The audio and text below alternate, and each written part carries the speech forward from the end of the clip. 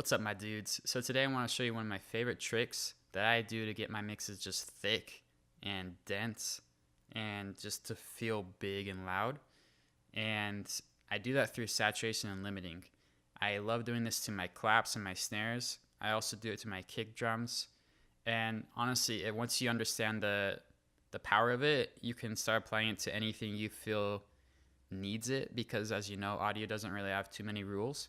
They say no rules, but there are some. But you can always break those rules. You just got to know the guidelines. So you don't want to limit everything.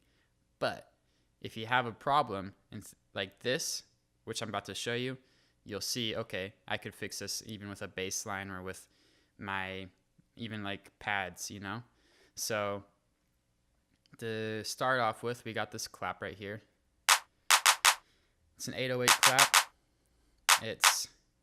It's a good sounding clap right now, but what we want to do is thicken it up and make it feel louder, but on the meters it's going to be quieter, but it'll still feel like it's loud.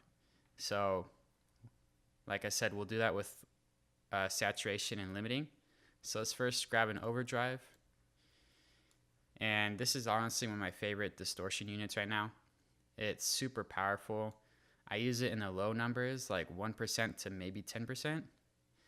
And you can, with claps, you just want to keep it probably at just the default frequency range. But like if you want to do this to your kick drums, I would change the frequency to like either 570-ish to like 680-ish. That's when you'll feel a huge difference. And also with your subs or your bass synths, like I would experiment with this. But yeah, start out with 0% and then just work your way up in the numbers until you're satisfied. So let's get this loop going.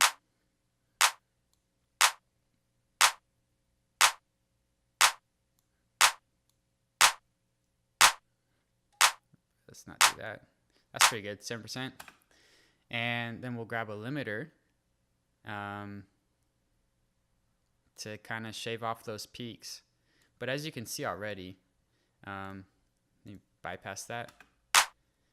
It already feels a lot louder, but it's only peaking like 0.4-ish louder than it was before, right? And it just feels louder already.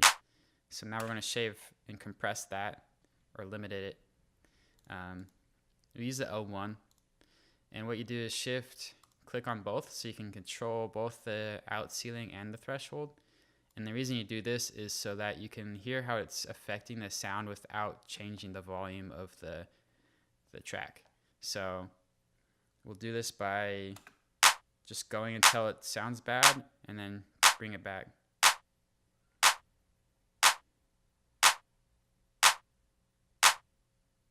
So you honestly want it to sound the same without the limiter on, so bypass. That's pretty good.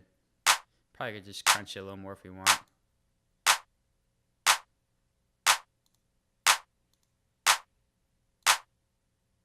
Yeah, that's fine.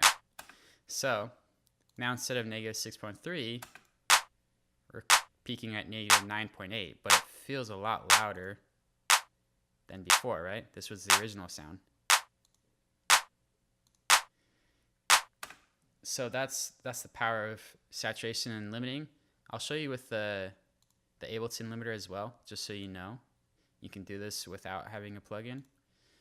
Let's just do, what was 9.8? Just type it in.